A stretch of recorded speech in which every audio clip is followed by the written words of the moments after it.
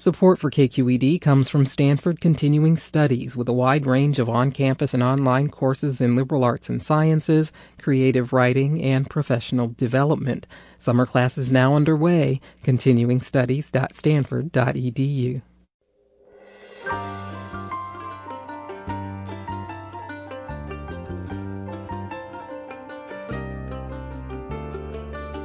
From KQED Public Radio in San Francisco, I'm Queena Kim, in today for Michael Krasny.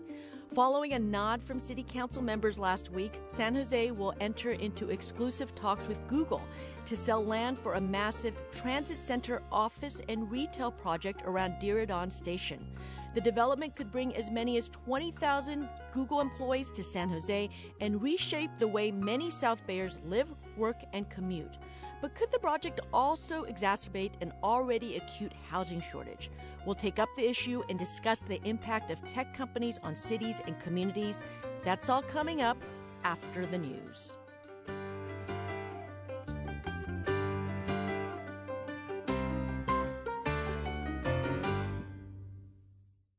From KQED Public Radio in San Francisco, I'm Queena Kim, in for Michael Krasny.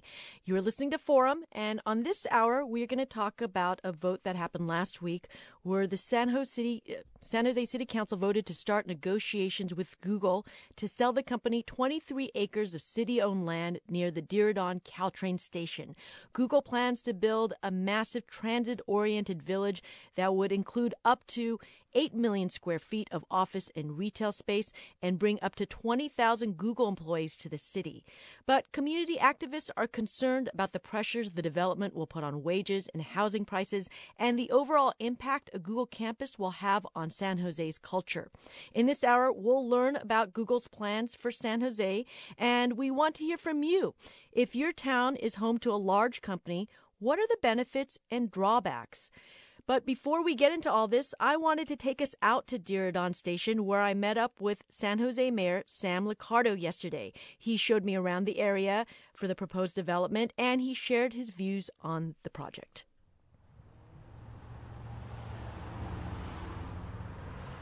Mayor Sam Liccardo, thanks for coming on to Forum. It's a pleasure to be with you. So we are on the corner of San Fernando Street and Montgomery in downtown San Jose. I think this is one of the 16 publicly owned lots that San Jose is hoping to sell Google? It is. Locals here in San Jose would better know this spot as the magical place beneath the neon dancing pig of the Stevens Meat Products sign. Yeah, what's that sign about? Did there used to be a store here? There was actually a sausage factory and warehouse here. This is a predominantly industrial area in the city. There were a lot of canneries, but one time this was in the industrial heartland of our city. What's happened since the industry's gone away? What's been happening to this area? For the most part, this is a collection of various different buildings, a lot of vacant parking spaces. But where we're standing today was actually designed to be a ballpark. We were aggregating parcels starting about a decade and a half ago with intentions of bringing the A's down here when they expressed their desire to come. The Supreme Court decided they weren't coming, so this would be right field where we're standing today. Instead, it'll become part of the Googleage. So we can see the SAP Stadium from here. It's a few blocks up, and right next to us is the Diridon Station.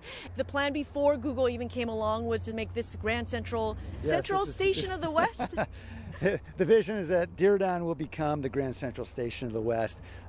We have currently a sleepy little transit center where Caltrain and Amtrak and a few other lines meet. It will be bustling within a few years as BART, high-speed rail, bus rapid transit, and other lines are brought into Diridon. We've been hearing a lot about how this is going to be sort of a new model for the tech campus.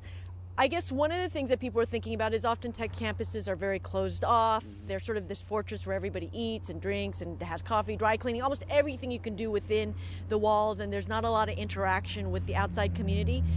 How are you guys rethinking this? Well, months ago when we were meeting with Google, we made it very clear what our vision was as a city for what the urban village would become. We wanted a vibrant center. We wanted retail and restaurants and open plazas and something that would be very inviting for the public. It just so happens that Google has a very similar vision. And they are implementing that vision now in cities like London, where they're building out quite a bit.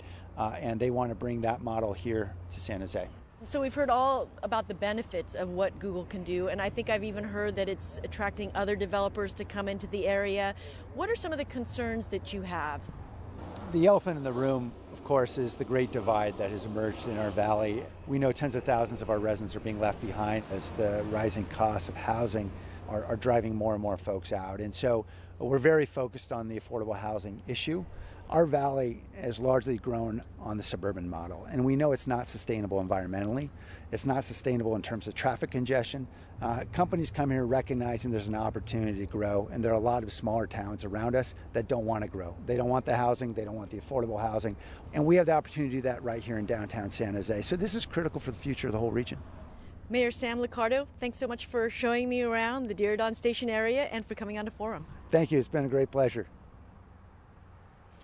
We are back in the KQED studio, and right now I'm joined by Kim Wallish, Director of Economic Development and the Deputy City Manager of San Jose. Welcome, Kim.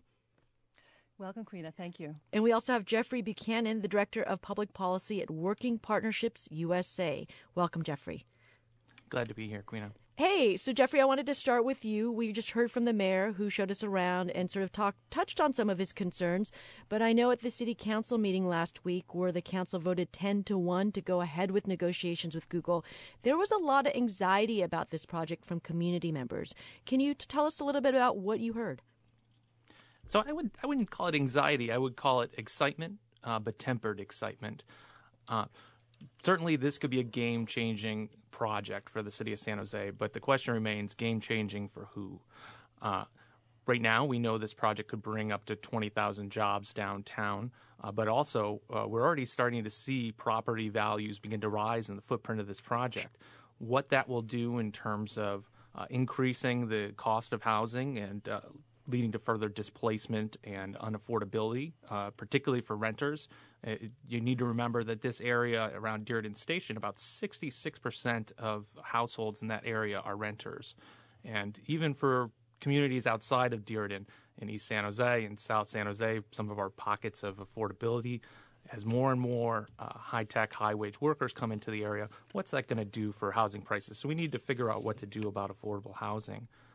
Similarly, go ahead. Oh, no, go ahead. Sorry.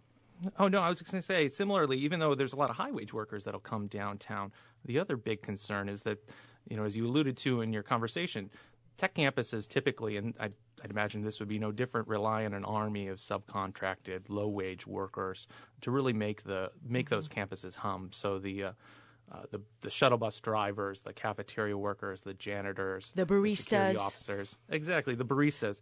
These are the folks, and you heard from a number of them talking at council last week, where they're concerned if the city government is going to sell some of our most valuable public lands and grant all these other incentives that it's going to take to lure Google downtown, how are we ensuring that the jobs that come with Google are good jobs, family-supporting jobs, the kind of jobs that allow people who've lived in San Jose for decades to keep here and not get pushed out by rising prices?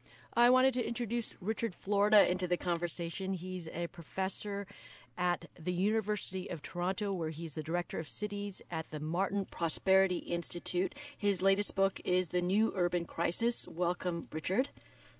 It's great to be with you. Yeah, and I don't know if you've heard a lot of what Jeffrey Buchanan was saying, but it seems to echo an article you wrote in the MIT Technology Review. And sort of the thesis of it was that there was a time when mayors and economists thought high-tech development was an unalloyed good thing, that more high-tech startups and more venture capital investment would lift all boats. But we're starting to see a little bit of a backlash to that idea, and you sort of coined this new term. You're saying that it's not like lift all boats, but it's winner take all. Can you talk about your ideas a little? Well, I think over the past 15 or 20 years in America, we've developed not only a winner take all economy where the rich get rich, the middle class falls apart, and the poor get even poorer. We have a model I call winner take all urbanism, where the San Francisco Bay Area and Southern California, Greater Los Angeles, and New York, and Boston, and Washington, D.C., and a few other places reap the majority of the spoils. But problem is that even the winners have, exactly as Jeffrey said, get this great divide. And as the mayor said, one thing I'm heartened by is, I thought Jeffrey explained this aptly, and Mayor Liccardo did, and I think, you couldn't have a better person in the Office of Economic Development than Kim Wallish. I've known Kim for years and years, and she's spectacular.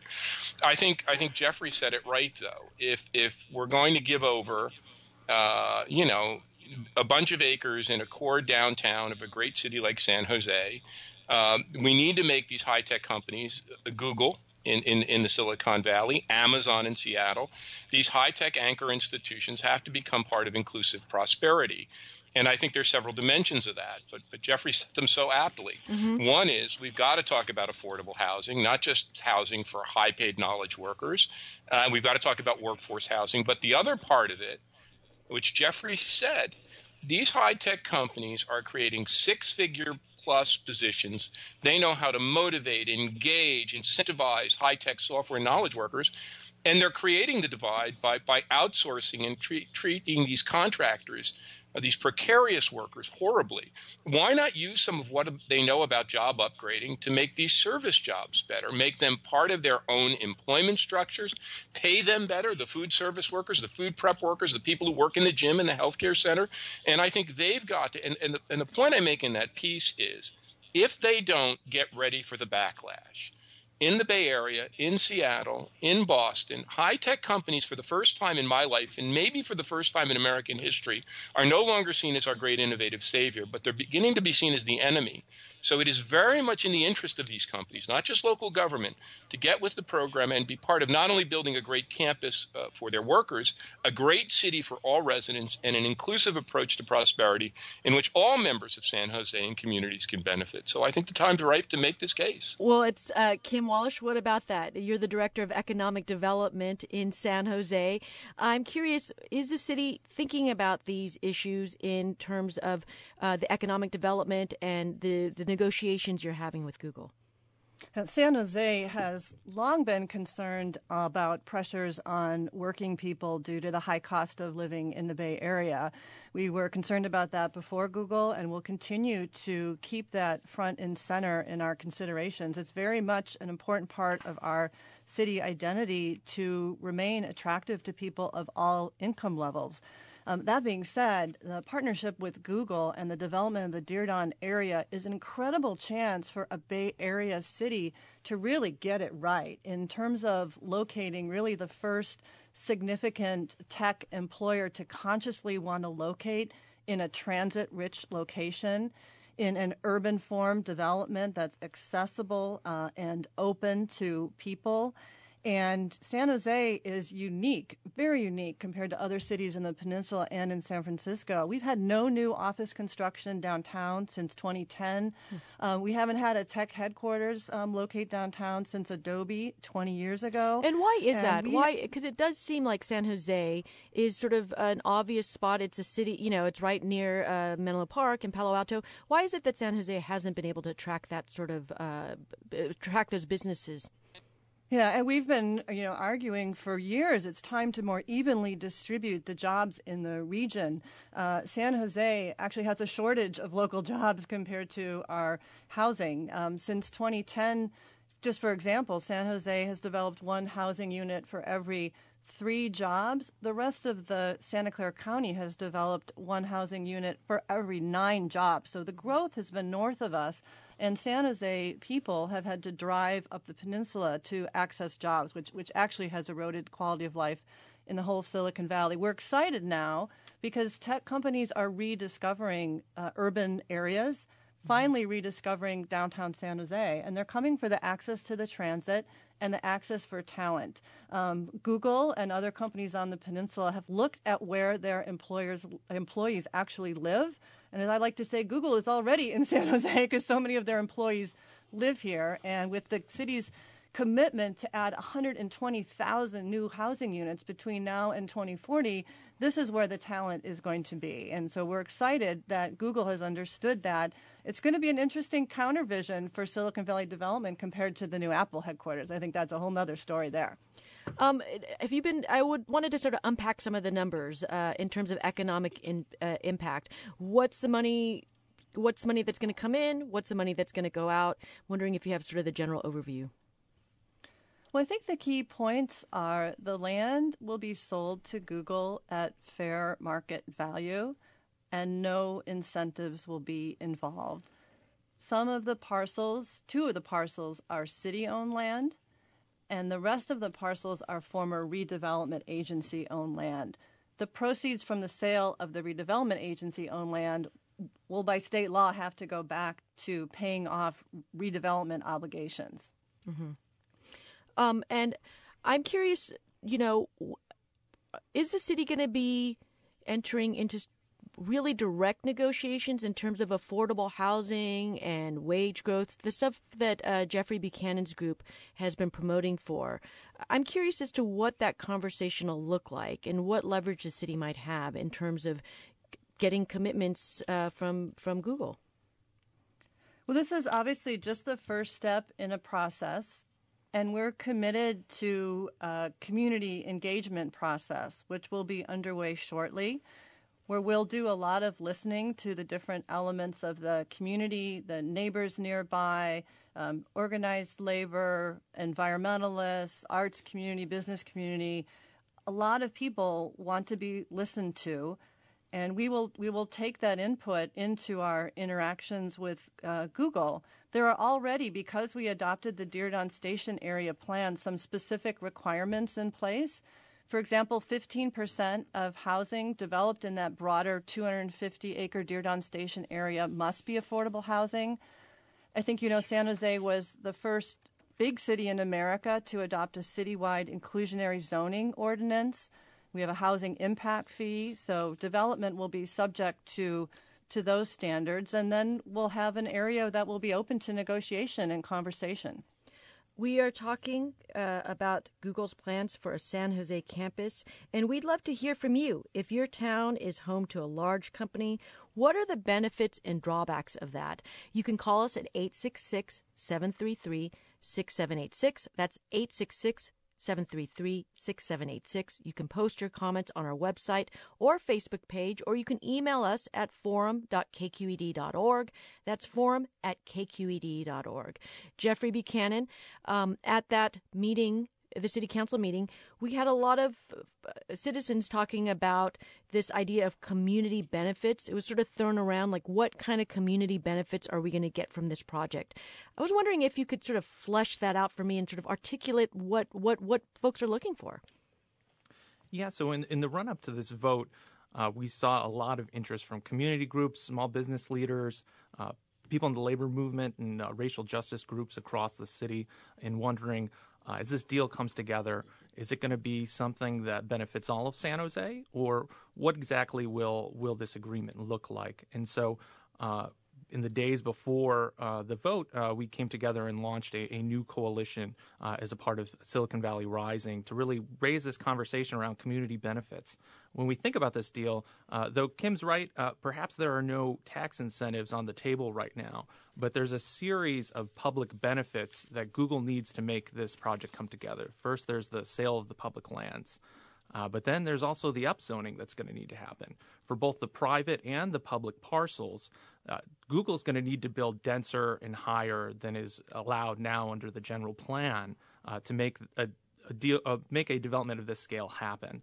Right now, the Diridon Station plan only calls for 5 million square foot of retail and office space for the entirety of the area plan. Google wants to go to 8 million square foot. We know that they're going to need to rezone parcels that are currently parks or light industrial to be office or retail. And has been alluded to, there's $8 billion in public money, including some taxpayer-funded infrastructure from last year for Measure B, potentially with another ballot measure around raising money for sales tax for Caltrain. So a lot of public money is going in to support these lands, and this property will only be more valuable. And a lot of that value is going to accrue after the city has already sold these lands. So we think that there's strong models out there for ensuring that the public benefits from this sale and this value that's going to accrue to Google and Trammell Crow and others involved in the deal. And so we want the city to really look to examples, both examples that Trammell Crow and Google have been involved with that have included, in some cases, hundreds of millions of dollars in community benefits for things like affordable housing, or other and types of do you community mean benefits. this is community benefits that communities have already seen? And what communities are those that you're talking about? Yeah, so I mean, you can look in Mountain View in some of the land deals around the development of Google's office space, and also some of their work to develop some housing in the city of Mountain View in lands that they own in North Bayshore. Google has committed to building affordable housing at a higher rate than currently the city policy calls for, or agreeing to side deals for community benefits for certain investments in things like affordable housing, transportation infrastructure, public spaces. These are the kind of things in large deals like this, it's typical for cities to ask for, to try to, ensure that the city's benefiting from all of these things, from public land sale to infrastructure investments to upzoning of the kind of things we're talking about. But then there's also great examples, I think, in Oakland, in LA, and other parts of California around community benefits agreements. And so this is when groups of community stakeholders directly engage with developers and set terms around things like affordable housing, job standards for things like living wages, labor peace, supporting subcontracting standards to ensure that the jobs that come into these projects are good jobs, and that we're trading off these kinds of public benefits for public goods. So we think there's strong examples out there, and we hope that the city's leadership will really work with community and labor and small business to really ensure that we get the best deal for all of San Jose, and hopefully a community benefits agreement. Yeah, and Richard, Florida, these are sort of things that you suggest, but you actually suggest that tech companies need to take a more proactive role, not just sort of be a passive negotiator, but actually really start entering communities and talking about zoning and bringing in affordable housing. Can you talk about that a little bit? Everything that's been said is exactly right and exactly where we have to go. And, it's becoming clear to me that this is a real test case for the future of tech-based development in America. And what a great thing for San Jose, a city that has not seen this. As Kim said, these companies have come roaring back into cities because that's where the talented, creative people they need want to be. And in the past, they've been extracting. They've not only taken community money, they've gotten good deals on land, they've put their headquarters, they've extracted benefits. And what's happened? Google, Amazon, Facebook, Apple, Microsoft, the largest companies, the most highly valued companies in the world, are now seen as villains. Never mind Uber and Airbnb. They're now seen as villains. People in San Francisco said, we want you guys out. They had a ballot measure that lost. We want you guys out. Now it's time for them to really show the world that these very highly profitable, very valuable companies that say they're on the cutting edge can be good urban stewards and good urban citizens. So, of course, Silicon Valley Rising and the city of San Jose have to keep pressure on them. But it's time for these companies to buck up and do what's right, to engage in inclusionary prosperity, affordable housing, and job Okay, we are going to upgrading. pick up on that thought, and we are talking about Google's plans for San Jose campus, and we're talking to Kim Wallish, Director of Economic Development for the city of San Jose, Jeffrey Buchanan with Working Partnerships, and Richard Florida, professor at the University of Toronto. I'm Queena Kim, and you are listening to Forum.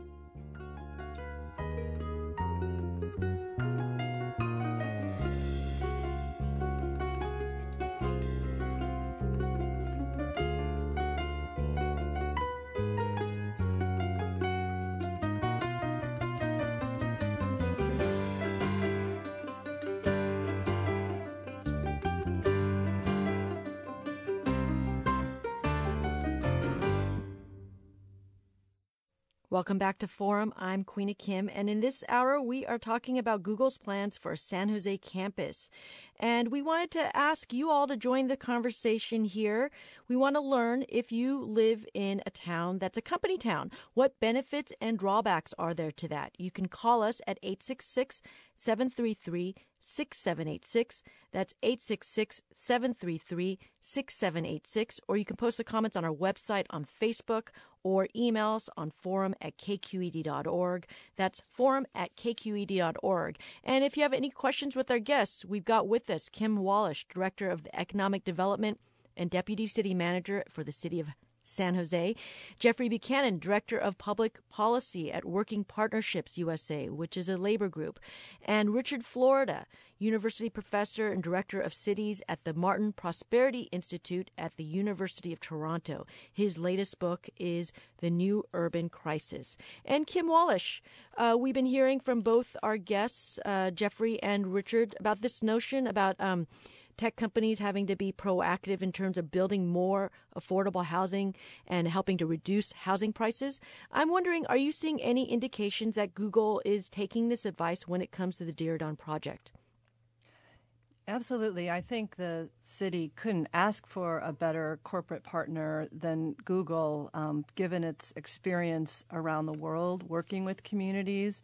We know that Google has a demonstrated commitment already to supporting affordable housing and definitely intend to talk with them about additional support for affordable housing above and beyond the city requirements. Google's expressed interest in developing housing themselves. They have wanted to do this in their headquarters location in Mountain View, and because of that city's concerns and limitations on growth, haven't been able to realize their vision there.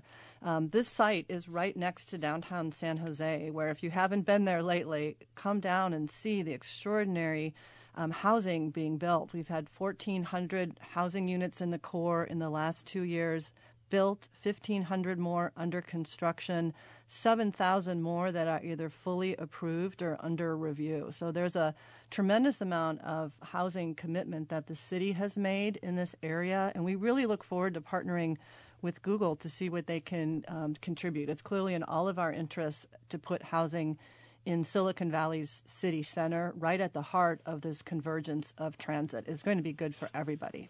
We have a listener comment. William writes, when a business offers to locate in your city, you say welcome, especially when there are not enough jobs in the city for your citizens. San Jose is the only city among the 10 largest in the country to have fewer occupants in the daytime than in the nighttime. And I think that might be a question for you, Richard Florida. This notion that, it's always a good thing if tech comes in. Well, I think that's the argument we're all trying to make, that we don't want to throw the baby out with the bathwater. And that's the situation we're getting into in places like New York and San Francisco and LA, where people have said, we've had enough. Our housing prices have gotten so expensive. We want to kick the buses out, and we want to have a moratorium on tech development. So I think that's why San Jose, a great city, that through the leadership of people like the mayor and Kim have rebuilt its urban fabric, have used public dollars to create transit-oriented development. And now a tech company comes in and it has the opportunity to be a good partner, to show people that we're not the kind of taker, extractor that you think we are. We can help rebuild and make a city that's inclusive for all. And again, they may not do that just out of altruism. The pressure has to be up. But let's agree to be part of these community benefits agreements that Jeffrey so eloquently talked about. Let's agree that we can provide not only a great campus environment or a great urban environment for our workers, affordable housing for other residents, as Kim said they're looking to do, but most importantly, those jobs. If they come in there with minimum wage jobs for their contracted out workers, that's not right. They should be committed not only to creating great jobs for their core software and tech employees, but creating very good middle class jobs. And they have the money and they have the profits, the super profits to do it. They can provide a better city for San Jose, better jobs for San Jose residents, an example for other tech companies of how to rebuild America's middle class. And Richard Florida, it was interesting reading your article that in a way we've been here before. For example, that suggestion of yours where tech companies could work with the wider business community and government to upgrade these jobs. In your article, you mentioned that we've seen this before, that in the last century, a lot of the manufacturers took this tact. Could you tell us about that? Well, I had a dad with a 7th grade education who worked in an eyeglass factory, and he's a very smart man without a formal education. He'd sit me down as a young boy. In fact, we'd go visit the factory where he worked. He said, Rich, when I started work here in 1934 as a 13-year-old, helping to support his family, I had an awful job. It took 9 of us, grandma, grandpa, and our 6 to 7 of us kids to make a living wage. I came back from the war. He served as an infantry soldier, stormed the beaches at Normandy. I came back from the war as if by magic. I had a good job. I could get married, buy a home, put you boys through Catholic school and college. Well, we as a society decided that we were going to turn low-wage, terrible manufacturing jobs into middle-class jobs. We would pay workers more. We would allow them the right to join a union and collectively bargain. We would create some undergirding legislation to create a social safety net. We took bad jobs and made them good jobs so we could have a middle class. Well, 65 to 70 million Americans do those kinds of jobs you talked about. They're the baristas and the food servers and the healthcare workers and the daycare support workers, and they're toiling in very precarious, contingent, low-wage conditions. I think we owe it to them and we owe it to ourselves to upgrade those jobs. And who better to lead that effort than our most profitable and innovative companies that treat their knowledge workers like proverbial gold? We're going to get a call now. We have Arthur from Palo Alto. Arthur, you're on. Hi, I think this is a wonderful subject, and I think it's good for San Jose to be attracting companies like Google. One of the things that we have in the Bay Area is we've been having an increase in number of jobs compared to the housing. I heard the woman from San Jose mention that even in San Jose they're adding one housing unit for every 3 jobs. So how about incentivizing cities to build housing by saying you can only add jobs when you add housing? The idea is that you add 1 job for every housing unit you add, and rationing it that way. Kim Wallish, what do you think about that idea? I know sometimes there are a lot of these common sense ideas that often aren't as easy to implement because of the bureaucracy, and I'm wondering if you could sort of talk about why can't we just have a law, 1 job, 1 house? Well, San Jose would, if probably the only city in the South Bay that might actually conceptually be supportive of that, never would want another layer of government to tell our cities what to do. However, San Jose's whole strategy is about balanced growth. Our general plan really recognizes that it's not about jobs or housing. It's about jobs and housing and pacing those out over time in an even way. That's what's going to be good for San Jose fiscally. That's what's going to be good for when our people can work closer to where they live. It improves traffic congestion. It's a solution to climate change. You have to locate the jobs near where people live and near transit. That is the only vision. And San Jose actually wishes that more cities in the Bay Area would live by those balanced growth principles. We were talking about Google's plans for a San Jose campus, and we just heard from Kim Wallish, Director of Economic Development for the City of San Jose. Jeffrey Buchanan is also with us. He's the Director of Public Policy for Working Partnerships, and Richard Florida, Professor at University of Toronto. If you'd like to join this conversation, we would love to hear from you, especially if you come from a town with the big industry. What are the benefits? What are the drawbacks? You can call us at 866-733-6786. That's 866-733-6786. Or you can post your comments on our website or on Facebook, or email us at forum@kqed.org. That's forum@kqed.org. And we're going to go to caller Ken from South City. Welcome to Forum. Hello? Yes, you're on the line. Hi, this is Steve, not Ken. But oh, sorry.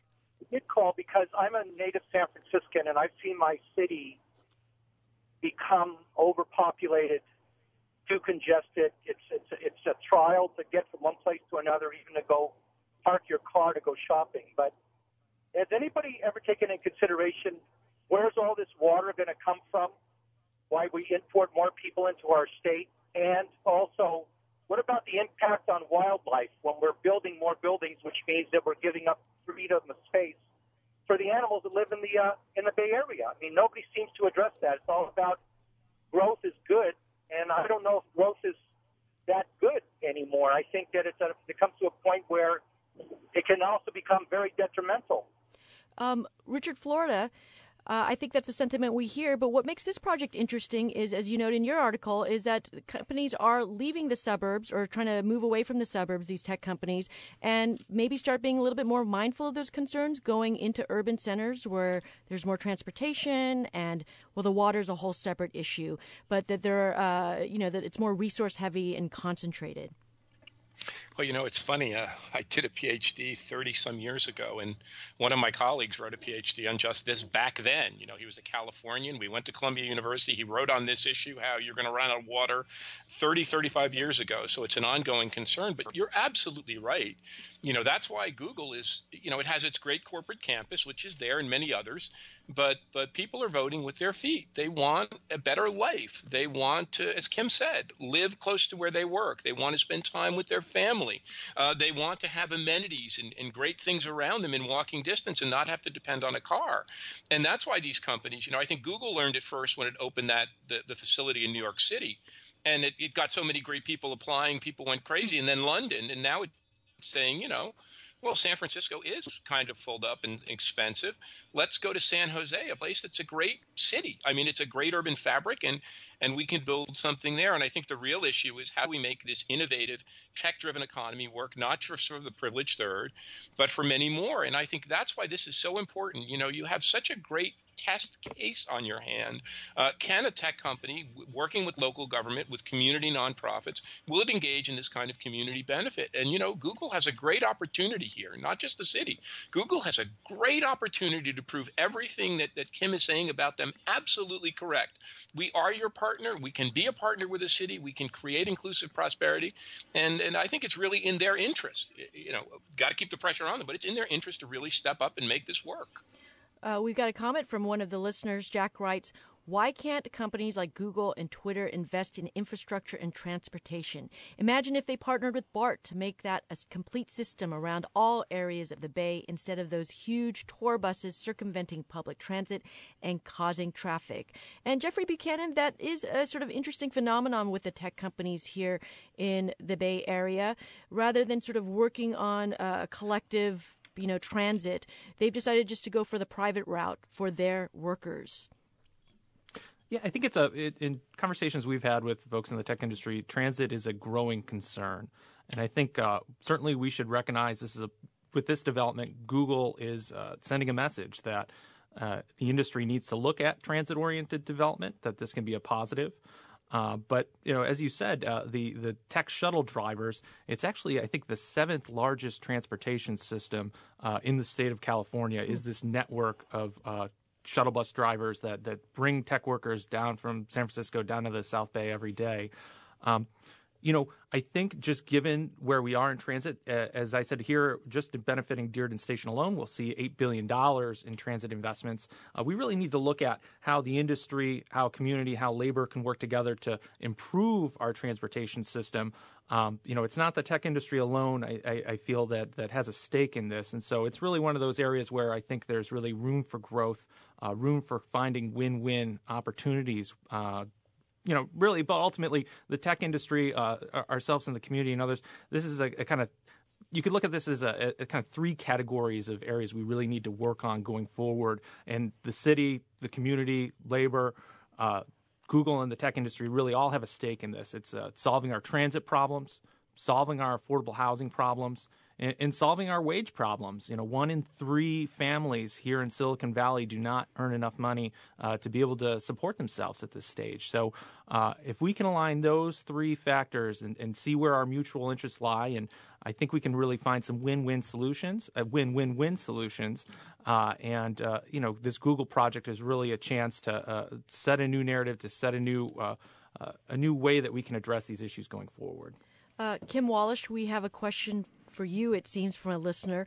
And David asks, why is San Jose selling as opposed to leasing the land? Can't the city retain better control if it retains ownership? Yeah, that's a good question. So most of these parcels are parcels that were owned by the former redevelopment agency, and they are absolutely required to be sold under a plan that was approved by the local body as well as by the state. So the properties, the Sarah properties, absolutely need to be sold because those proceeds are needed to pay off redevelopment debt. And we've got another one for you, it seems. Could someone speak to how Google might be incentivized to build a proportion of the housing needed for such a large influx of people on Dearden site? And I guess it seems like a question either for Kim or for Jeffrey. How can they be incentivized, and how are we seeing other cities doing this? Yeah, I think that's going to be open for conversation. I mean, I run into Google workers who live downtown and go to my dog park and are already here. and are hoping that they'll be able to work at the new downtown facility eventually.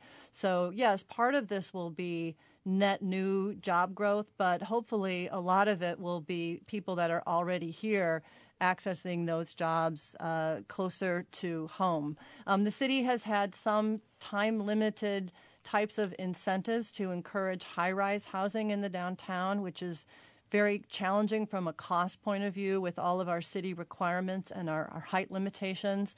We're actually looking at revisiting potentially the height limitations on certain parts of downtown. That alone could be an incentive for additional housing to be built.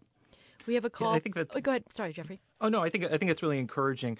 The one thing I would note is that right now Google is developing commercial office space in two locations in Mountain View, and for those I think they're each about a million square foot facilities or additions to facilities. They pay about a $25 a square foot fee through Mountain View's commercial linkage fee program. So they're directly contributing for every square foot of commercial real estate they develop. They're contributing to a fund for affordable housing. Unfortunately, the city of San Jose does not have a commercial linkage fee, but I think it sets a good example of what the kind of scale of a contribution for housing could look like as this development goes forward. And I would say also to Kim's point, I've heard from janitors and food service workers who work for Google who live in San Jose, and they're concerned about being priced out of this community. So while, yes, there are some engineers and other folks who will be closer to this new facility, there's still others within the operations of Google who are going to be directly impacted as the price of housing, no doubt, continues to rise in the region. We have a call from Mark in Pacifica. Mark, welcome to Forum.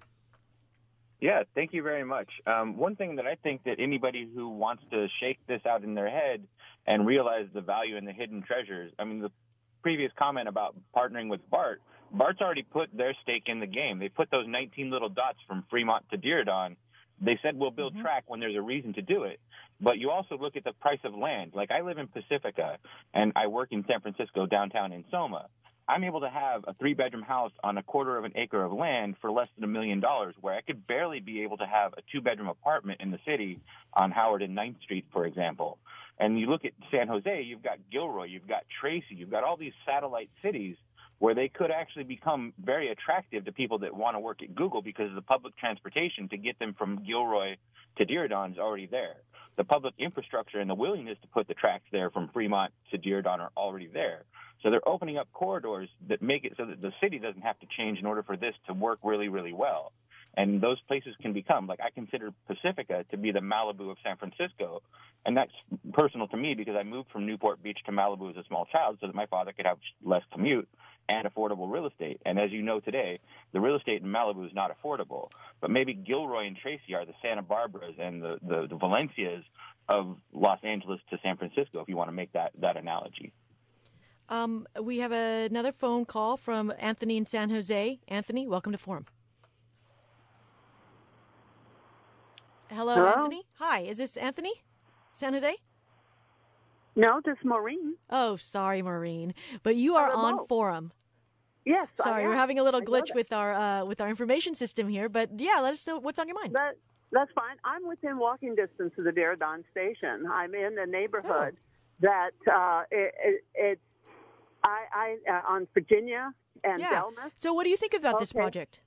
Well, I'm very concerned because it's more congestion and into an area of San Jose that has rich history, and I do know that on the books it's planned to run either the BART or the high-speed rail right along Virginia, so that it connects with Diridon, which that's great for commuting, but it bisects our entire neighborhood. And we've got houses here that are 130 years old. Mm-hmm. There's some beautiful houses around there, the old Victorians. And it's gonna. The neighborhood's been struggling to lift itself up because it used to be a very low rent district. Now it's like $1,200 a month just to rent a bedroom. Doesn't guarantee you. So are you? I guess Kim Wallish. I guess traffic is a big problem or a concern amongst folks. What have your studies been showing, and what are the steps that the city might be taking to sort of alleviate that concern?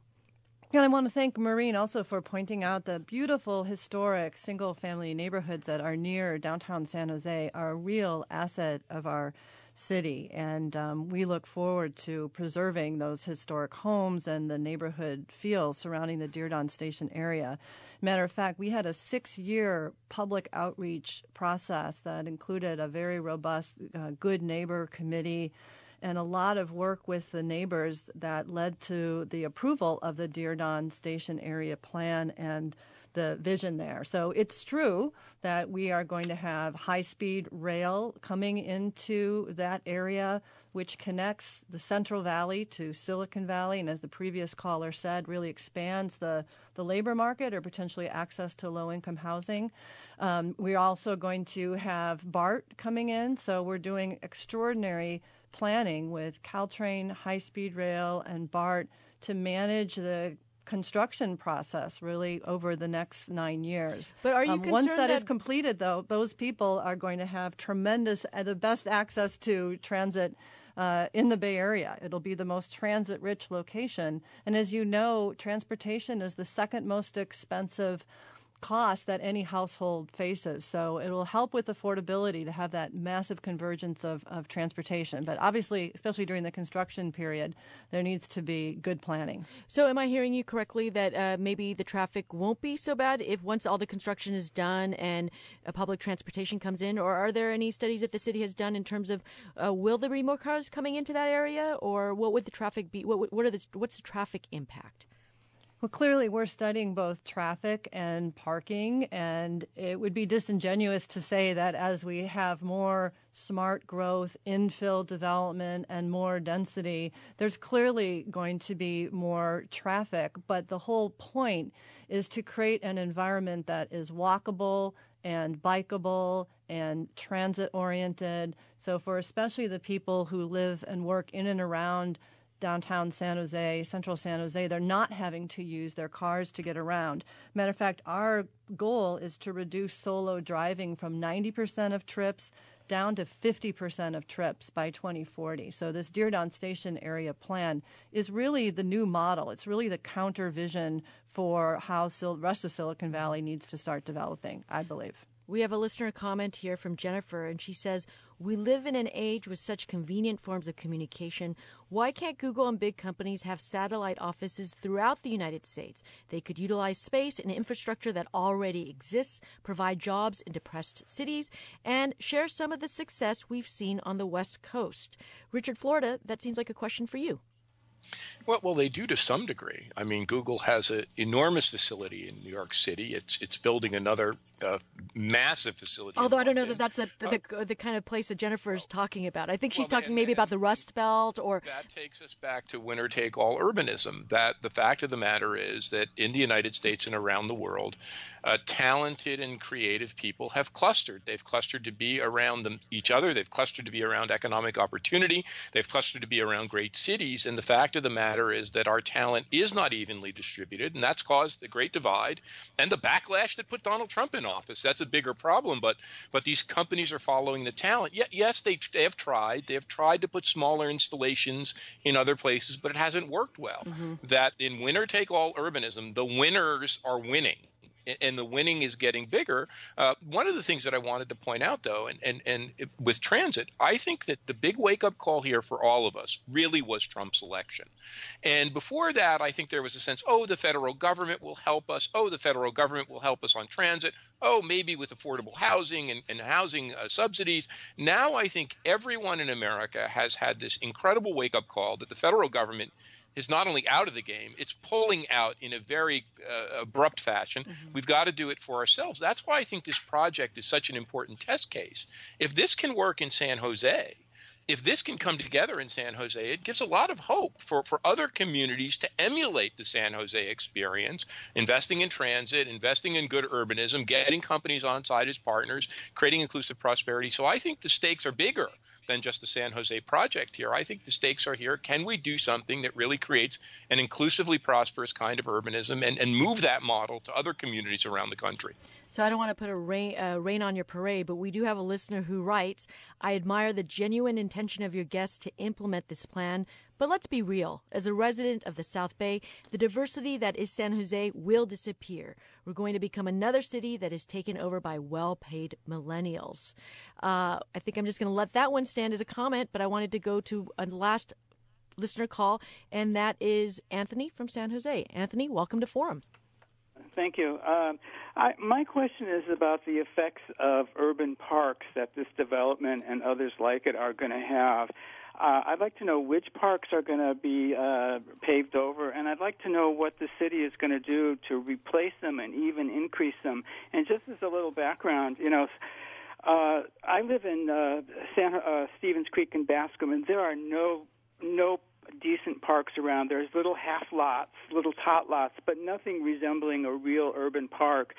The county has lots of parks, but they're all in the foothills that you have to drive at least a half an hour to get to. They're not urban parks. Well, what are we going to do to preserve and increase our urban parks? Kim Wallish, that's actually, there's another comment from a listener who makes a similar question. What about our local parks? We have about 30 seconds here, wondering if you could answer that question. The Diridon Station vision includes a substantial increase in urban parks and public spaces and really opportunities to reclaim land for public use along the Guadalupe River Trail and the Coyote Creek Trail. It's definitely part of the vision. Well, thank you for that. And that is the end of this hour of Forum. We were joined by Kim Wallish, Director of Economic Development and Deputy City Manager of the City of San Jose, Jeffrey Buchanan, Director of Public Policy at Working Partnerships USA, and Richard Florida, Professor and Director of Cities at the Martin Prosperity Institute at the University of Toronto. I'm Queenie Kim, and you've been listening to Forum. Thanks for listening.